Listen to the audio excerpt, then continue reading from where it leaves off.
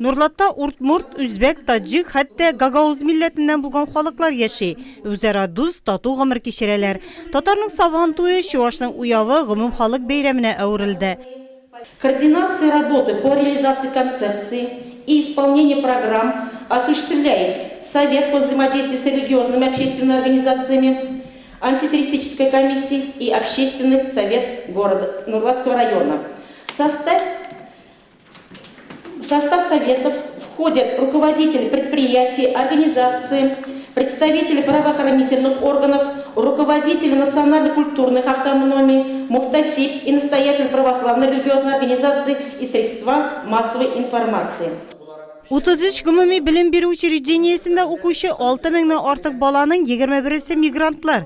Барлык мәктәпләрдә социопсихологик һәм мәдәни тел интеграциясе буенча чаралар үткәрелә. Нурлат районында гамәлдә булган төрле төрдәге 108 иҗади коллективның 10-сы халыкныкы статусында.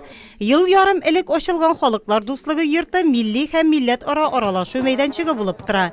Биредә 7 татар, рус, чуаш, үзбек, таджик, Азербайҗан һәм әрмән милли культуралары Нурлат станицы казаклары җәмгыяте тәкъдим ителгән.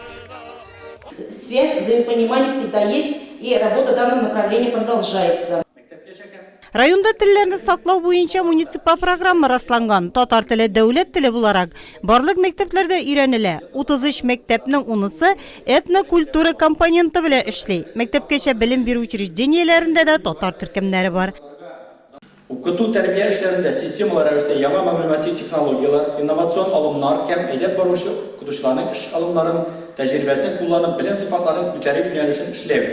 Укучыларның иҗади сәләтләрен үстерү юнәлешләрендә эзлексез эш алып бару. Укучылардан татар халкының мәдәниятенә, тарихына мәхәббәт, милли үзән тәрбияләү, һәр яклап конкурентлыкка сәләтле шәхес тәрбияләү. Нурлат муниципаль район мәгариф идарәсе милли белем һәм тәрбия бирүдә күрше регионнар белән үзара хезмәттәшлеккә зур игътибар бирә. Чит төбәкләрдән милләттәшләребез белән элемтә булдыру милли мәгарифнең әһәмияткә ия булган тагын бер тармагы. Районда Самар өлкәсе, Чаллыбашы районы, Ульян өлкәсе, Димитровград шәһәре, Башкортстан Республикасы Бәләбәй шәһәрләрендәге укучылар белән региональ конференциялар, семинарлар үткәрелә. Иҗтимагый совет утырышы киңәйтелгән форматта узды. Анда алга табада милләт-ара мөнәсәбәтләрне формалаштыру, этник ара конфликтларны булдырмау, үсеп килүче яшь буында милли үзаң формалаштыру, терроризм, экстремизмга каршы профилактик эшне дәвам итү турында да сөйләшенде.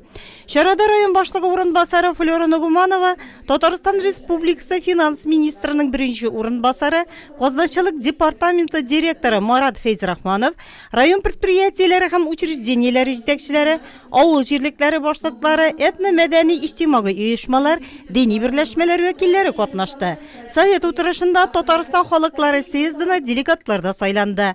Бу елның 22 апрелендә узачак чарада Нурлатны 9 делегат тәкъдим итәчәк. Иҗтимагый совет әгъзалары утырыш көн тәртибенә кертелгән барлык мәсьәләләр буенча тиешле карарлар кабул иттеләр.